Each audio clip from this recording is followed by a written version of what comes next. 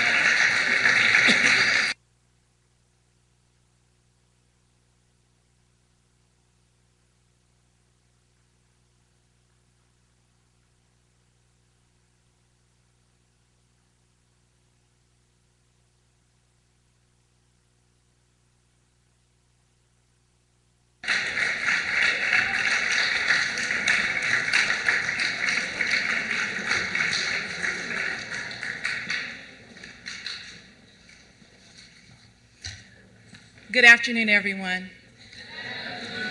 Thank you. My name is Pamela Creed. I'm the principal of the John Foster Dulles School of Excellence.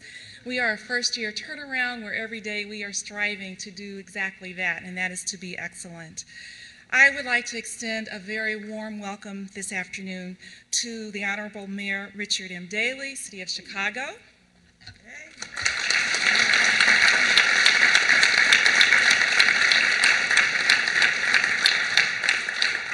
The Honorable Mayor Richard R. Bloomberg, City of New York.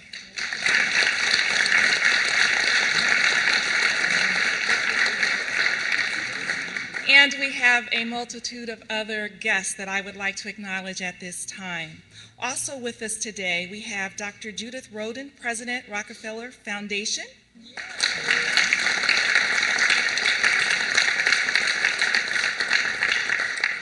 Leslie Bloom, founder and board member, Chicago Cares.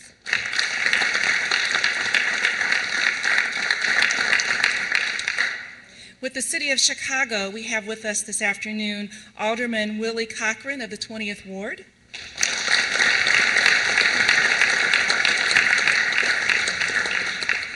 Alderman Latasha Thomas, 17th Ward, and she's also the chair of the Council Committee on Education.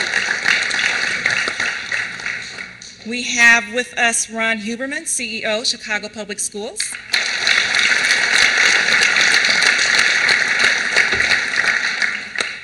Mary Ellen Karen, Commissioner, City of Chicago Department of Family and Support Services.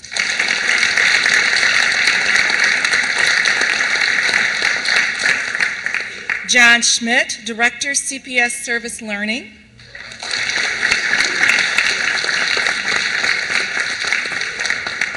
We also have various organizations represented here today. We have Lisa Morrison Butler, Executive Director, City Year Chicago.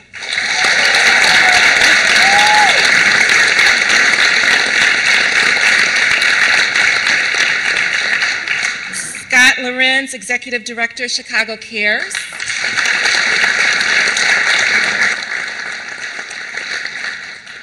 Father Tom Croak, Associate Professor Emeritus, DePaul University.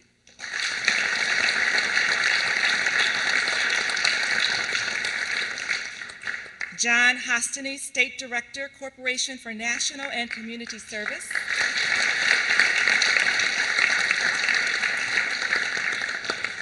Laura Thrall, President and CEO, United Way of Metropolitan Chicago.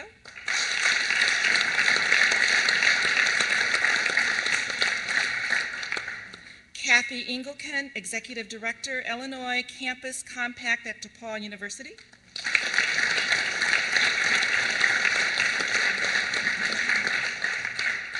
Ted Gibbs, Executive Director, Serve Illinois Commission.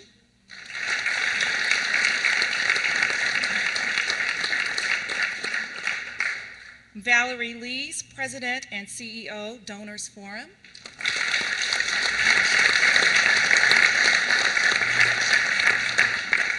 We have our Young Heroes, Elementary School City Year volunteers.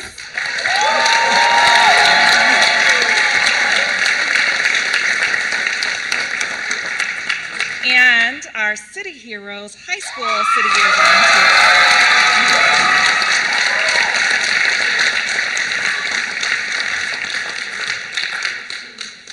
This is truly a great day. It is fitting on the day that we celebrate Dr. Martin Luther King Jr. that we gather in the name of service. Dulles School of Excellence is in partnership with the Academy for Urban School Leadership is blessed to have an association with City Year Chicago. City Year is an organization of young people who commit to 1 year of service to make a difference in neighborhoods across the United States and South Africa. We have City Year Corps members serving in our school daily. They provide one-on-one tutoring and after-school programming for our students. Through their service, City Year Corps members are helping our Dulles students to achieve academically and socially. Today, as part of City Year's National Day of Service, we have 100 volunteers and Corps members in our school painting and engaged in other beautification projects. We are so thankful for the service the City Year Corps members provide and for everything they and the volunteers are doing in our school this day to beautify our school environment, to make it more inviting for our students. It goes without saying we are excited to host this very special event. It is now my privilege and honor to introduce the mayor of our great city.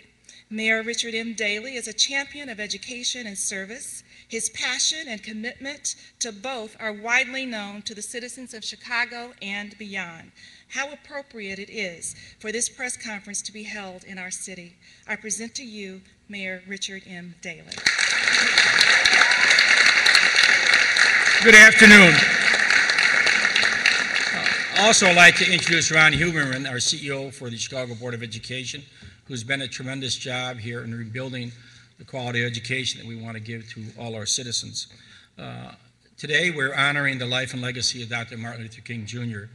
by participating in National Day of Service. I'd like to thank City Year, all the young adults. I'd like to thank the young heroes and high school heroes that we have here today.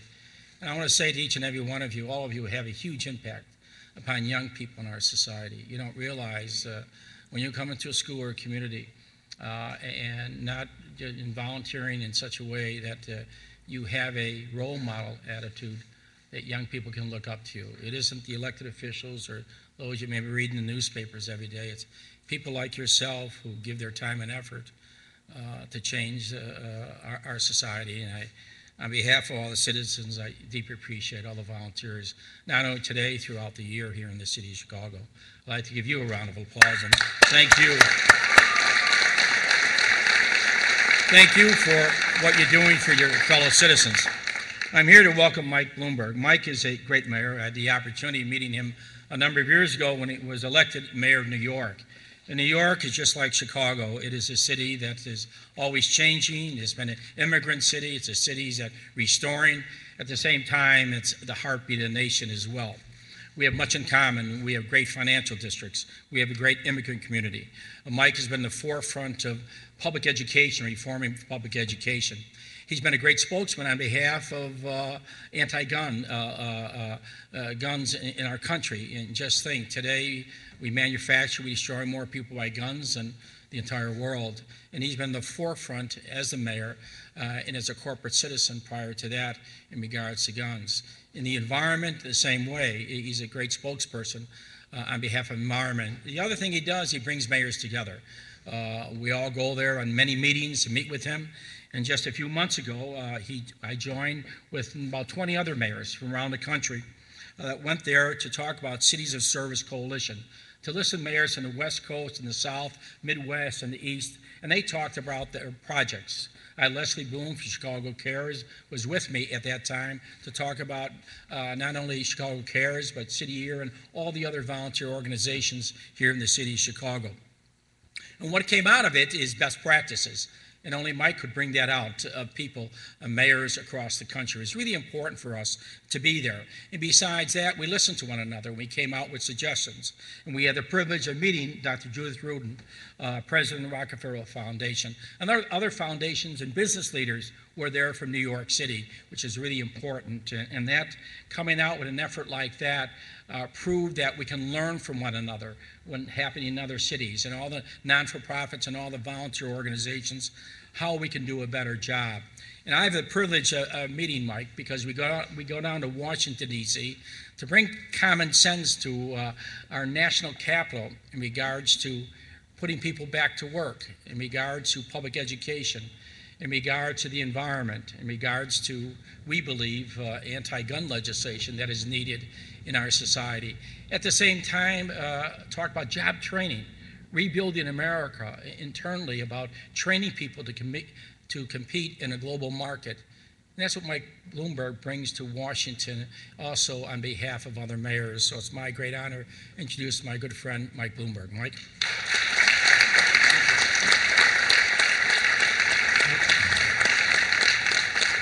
Richie Daley, thank you.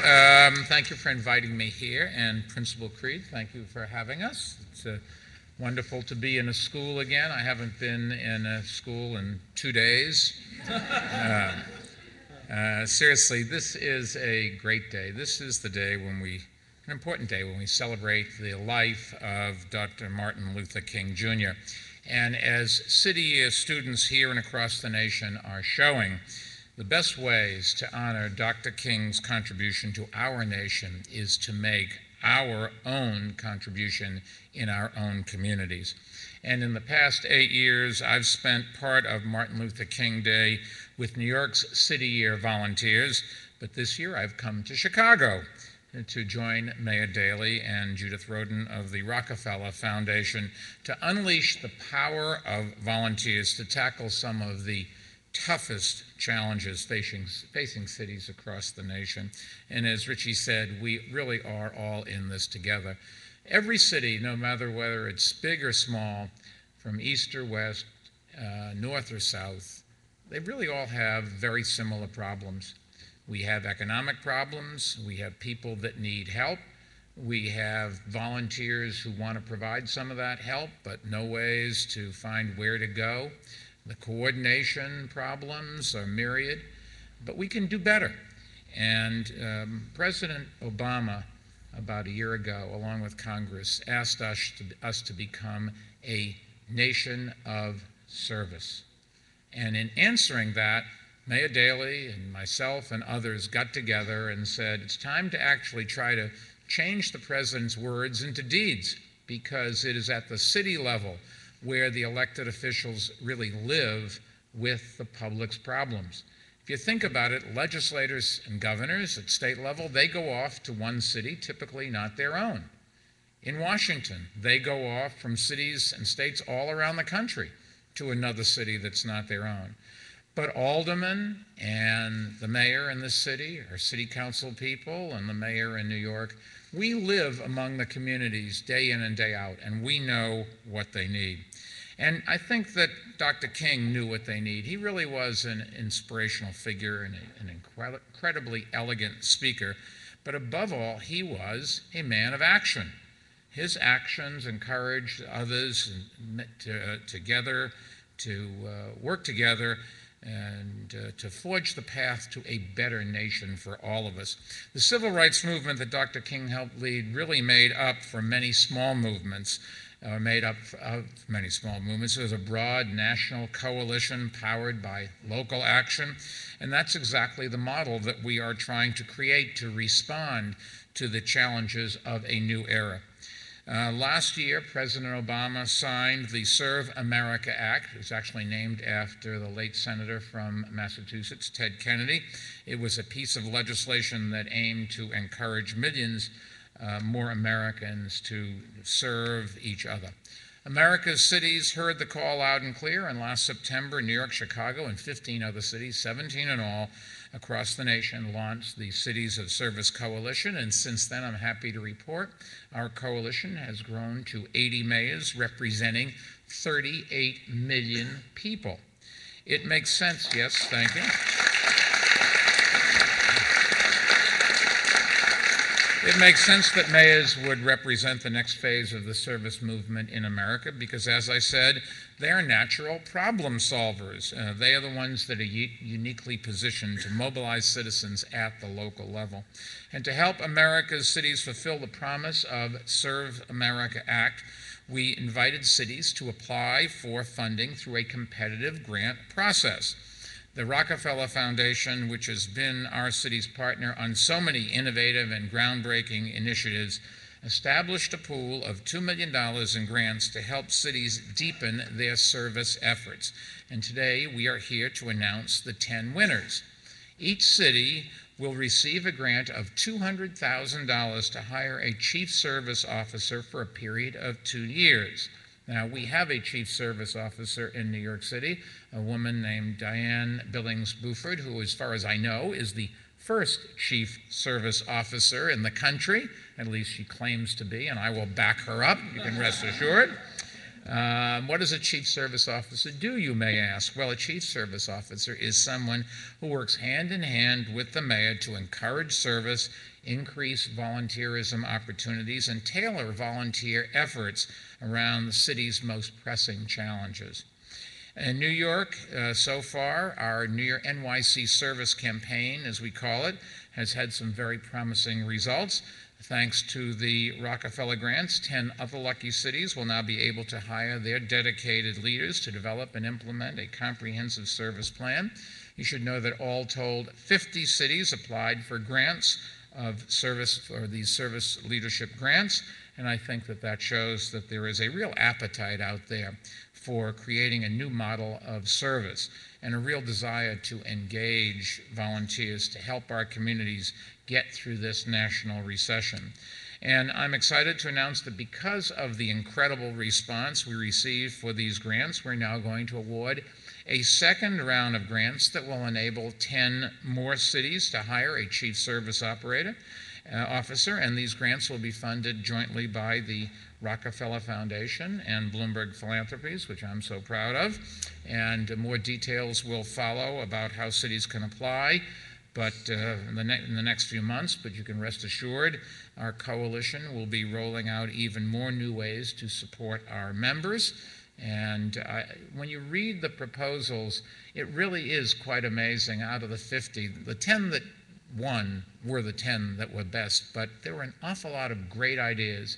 It's just amazing how creative people can be and how much they need the help, and use this as an opportunity to change their cities for the better.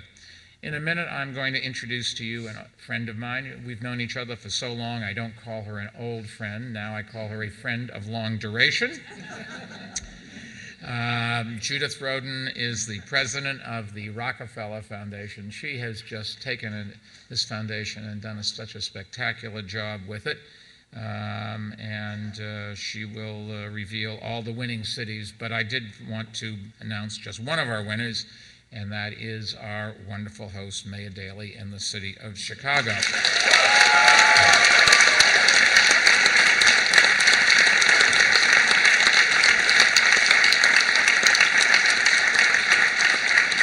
Now, under Mayor Daley, Chicago really has continued to lead by example. They've devised some innovative solutions to tackle some of our nation's toughest challenges.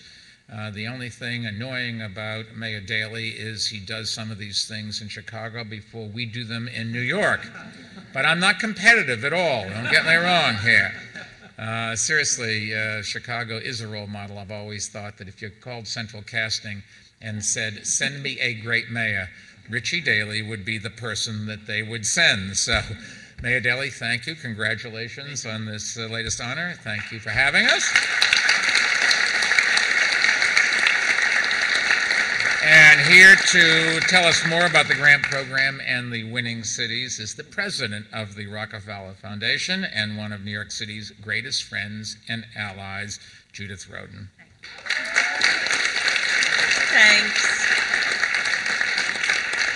Well, it's great to be here. Thank you, Mayor Bloomberg and Mayor Daley. It's wonderful to join you to celebrate Martin Luther King Day and also to announce the winners.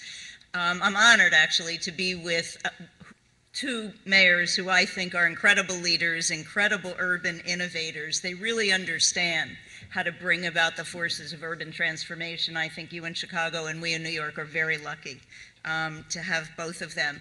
I'm also thrilled to see so many City Year volunteers here.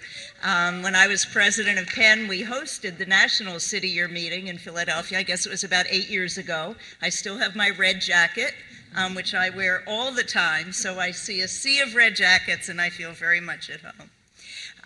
A generation ago, Dr. Martin Luther King Jr. said that human progress never rolls in on wheels of inevitability. He continued, "It comes through the tireless effort and the persistent work of dedicated individuals." As we celebrate this national holiday, which honors his great legacy and the 81st anniversary of his birth, I would say that Dr. King's words have never really rung truer.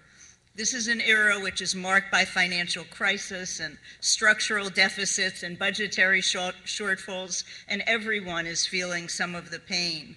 Then it really will be, to use his words again, the tireless effort, the persistent work of individuals that assures the health and safety and vitality and renewal of our communities. And that's what these awards are really all about.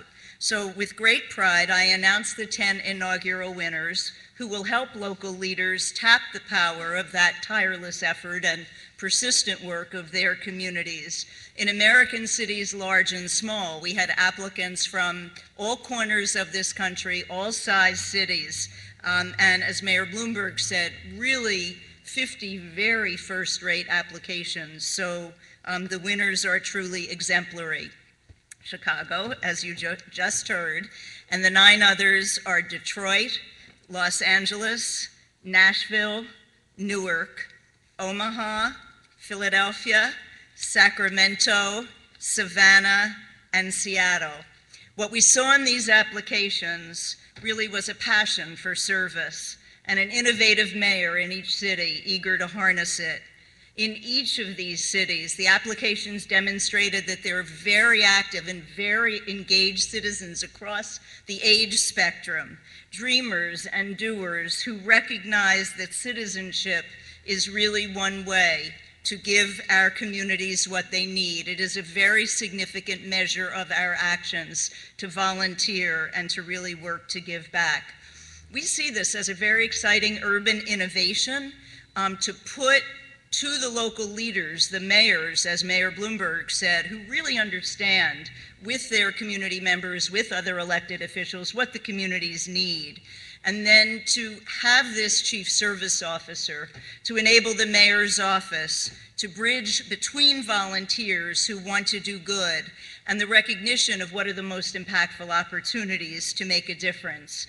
And these applications spanned a variety of areas, the economy, education, public safety, environmental stewardship, cultural innovation, and just good community reinvestment.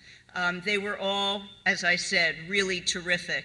The Rockefeller Foundation has a long history, almost a half a century, of really forging and supporting urban innovation.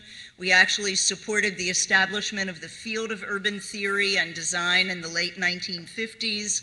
We directed the seed money that led to the development of so many of the community development organizations that played a critical role in the 70s and 80s. Wonderful ones in Chicago were recipients of our support, New York and other places. We opened the doors to affordable and supportive housing through the 1980s and 1990s. And after Katrina, we supported New Orleans' comprehensive unified city and regional planning. Today, because the unescapable fact when you look at the demographics is that the 21st century in America and really around the world is going to be increasingly urban. We really are working to shape a new generation of urban and metropolitan innovations. And this commitment to cities of service is one exciting new component. Just one quick statistic, because it really shows you how incredibly urban America has become. Our 100 metro areas, our 100 largest metro areas, actually comprise only 10% of the landmass in the United States, but they account for 65% of our gross domestic product and 75% of our population. So it's really in these amazing, energetic urban areas where we see the massing of the workforce and industry, points of commerce and ports of trade, centers of research, and real crucibles of creativity. These are the gateways of immigration and the intersections of ethnic and cultural vitality. We know that in these urban areas, the mayors need new resources and they need new tools to improve Americans' lives. And we hope in some small way that these awards will add to their armamentarium, that it will help to organize and orchestrate volunteers and volunteerism as never before. So volunteerism is flourishing. This may help to organize, coordinate, leverage in yet another way.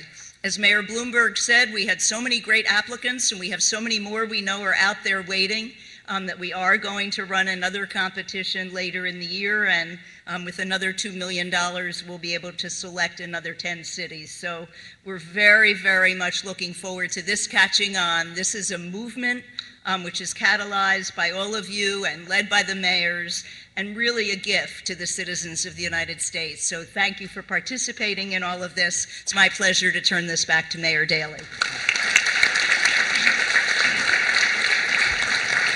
On behalf of all the volunteers for many, many years, I want to thank Mike Bloomberg, Dr. Judith Roden, President of the Rockefeller Foundation, for this grant on behalf of so many volunteers who made a difference here in our city.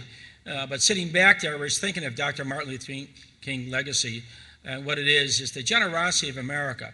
And when you think about this country, how young we are, when you think of all the volunteers on a daily basis all across America, then we think of the charitable contributions that business leaders and individuals make.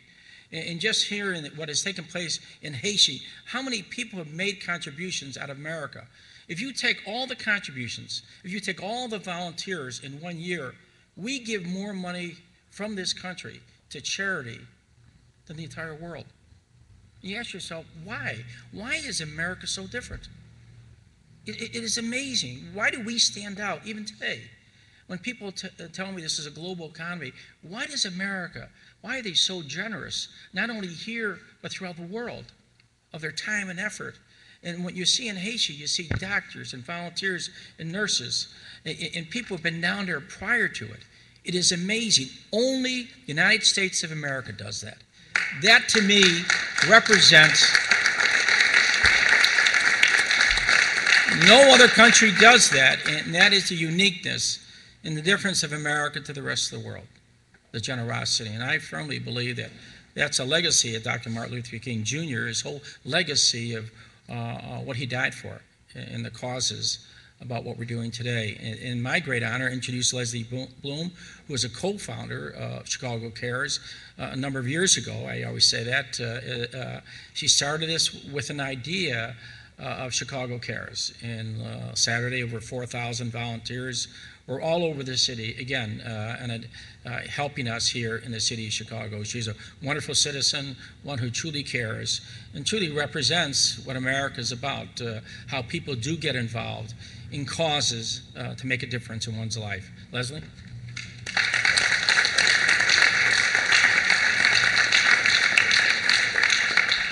Thank you, Mayor Daley, for your kind words. Mayor Bloomberg, it is wonderful to have you here in Chicago as part of this special announcement. And thank you, Dr. Roden and the Rockefeller Foundation, for your visionary grant-making and incredible support for service. Mayor Daley has been a tireless advocate for volunteerism and civic engagement. From initiatives started by city agencies to his support for grassroots neighborhood efforts, the mayor is always there. I'm so proud that Mayor Daley has been a steadfast supporter of Chicago Cares work since our founding nearly 20 years ago. Just this past Saturday, as the mayor mentioned, he joined Chicago Cares and over 3,000 volunteers and Chicago Public High School students for our 11th annual celebration of service in honor of Dr. King. Through his leadership, Mayor Daley has taught us the importance of being proactive in addressing Chicago's most pressing needs. To be truly proactive, cities need an effective volunteer corps 365 days a year. This is what the Cities of Service Coalition is about. I had the honor, as the mayor mentioned, I had the honor of traveling with Mayor Daley to the inaugural Cities of Service gathering in New York this past September. And I could not be more thrilled that Chicago is a recipient of one of the leadership grants. We look forward to working with our colleagues in the sector, many of whom are with us today, to chart a course to increase meaningful volunteer engagement in Chicago. Volunteerism is not just nice. Volunteerism is a serious strategy capable of delivering solutions to meet critical needs of cities across the nation. I'm inspired by the commitment of Mayor Daley and Mayor Bloomberg to the service movement, and I'm grateful to acknowledge the Rockefeller Foundation for their support of the Cities of Service initiative. Thank you.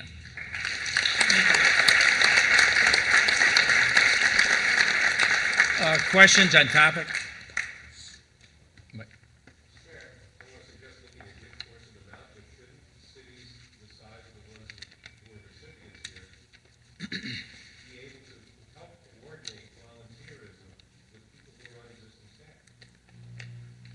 first of all, what you have to have is you have to have a full-time person to coordinate not only the city, but you have sister agencies, the Board of Education, you have the Park District, you have city colleges, the CTA, and so you need one person who can do that continually 7 days a week. And it's not just a part-time job or part of your responsibility. And that's what we have found out, that when you have a full-time person assigned to it, it's a much better program in regards to consolidating all the volunteer services and how we can expand it as well, and how well we train people into the various issues that we have in the city. Also, the mayor of Sacramento, I think, has a staff of 6. The percentage increase in his staff with this one person is dramatic. And so in his case, it really does matter. Now, you know, Chicago, New York, these are big cities. We have enormous amounts of money flowing through our budgets, but that doesn't mean we have extra money. Every little bit helps. And we shouldn't be so blasé that well, any one employee doesn't matter. They do matter, and they cost. And the taxpayers are paying for it, and we want to make sure they get good service. In this case, we've got somebody else being willing to pay for it, but we're still going to make sure that we leverage them and really get some value out of it. Usually each department maybe runs their own volunteer program according to their issues. And this way you can cross-train people to go into on other issues as well.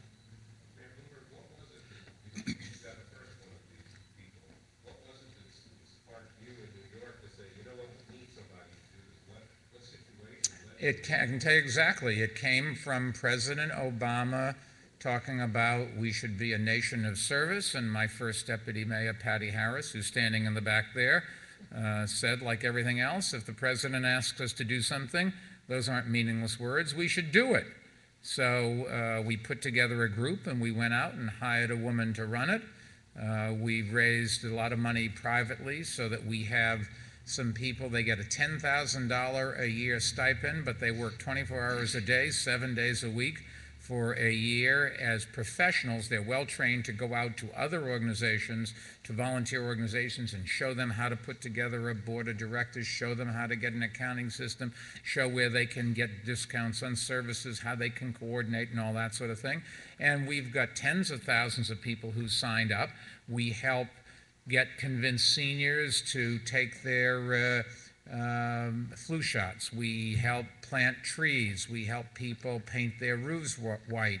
We mentor kids. I mean, it goes on and on and on of the things that you can do. But what really happens is there's a lot of people who want to volunteer, and there's a lot of organizations that need those volunteers. Matching them up so the skill sets match, and making sure that they're vetted. You can't just send anybody that walks in the door out to mentor a kid. In this day and age, you have to do some investigation first. We can do that, and so we can do it where the organizations can take our word for it that the vetting has been appropriate in terms of its diligence and depth. And I thought from day one that Patty's idea of actually going and doing what the president asked us to do was the right thing. I've always thought that cities like Chicago and New York should be leaders. I've always thought America should be a leader. I've never understood this argument that we should wait for other countries to solve the environmental problems of the world, for example. America should be the leader, and then they should follow. And the same thing is true at a city level, and that's one of the reasons I've always respected Mayor Daley, who certainly deserves as much as anybody in this country to be called the education mayor. He focused on public education directly and for a long and continuously, with sort of never takes his eye off the ball. Or environmental issues. I just told him we're putting a green roof on our foundations building because I'm tired of listening to the fact that Chicago's done it everything.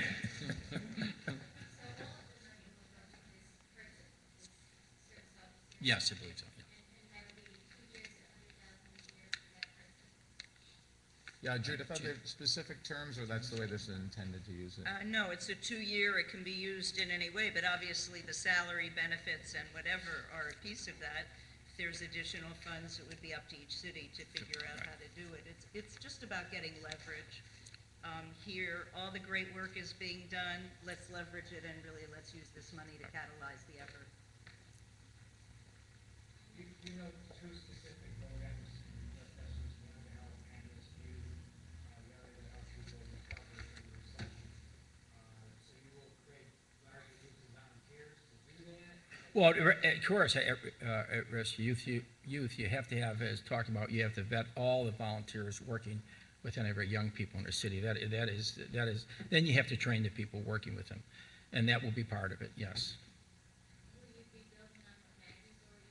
After School Matters, definitely. After School Matters is something that goes into all the high schools, usually high schools, and of course you want to expand it. That is a wonderful program dealing with hiring artists and other people from the community dealing with high school students. It is a great program. We have to be able to expand that as well.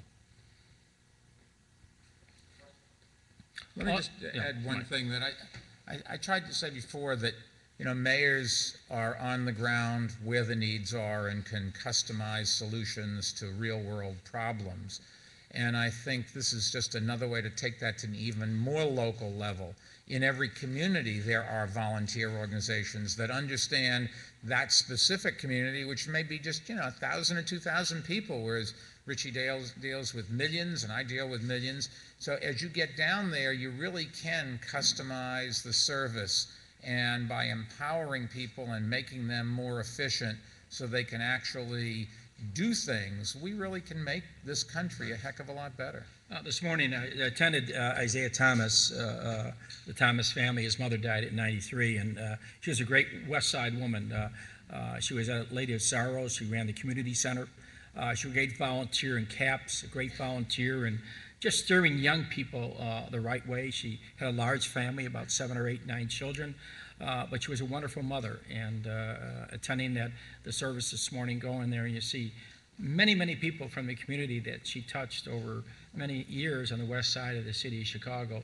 And I was thinking of her when I was coming here as such a volunteer. She spent so much time not only helping her family, but other young people in the west side of the city of Chicago. And so that's an example how people who that age volunteered, did many things in our city, and you see another generation of younger people doing the same thing. At this time, I'd like to point out that Carlos Hernandez Gomez, he was a CLT reporter. He interviewed me many times here in Chicago. Unfortunately, he just passed away. I'd like to extend my condolences to his family and to say to his family, we'll be praying for them, and to express to CLTV and his fellow journalists who work with him in a personal way, I extend all my condolences to each and every one of you. Thank you.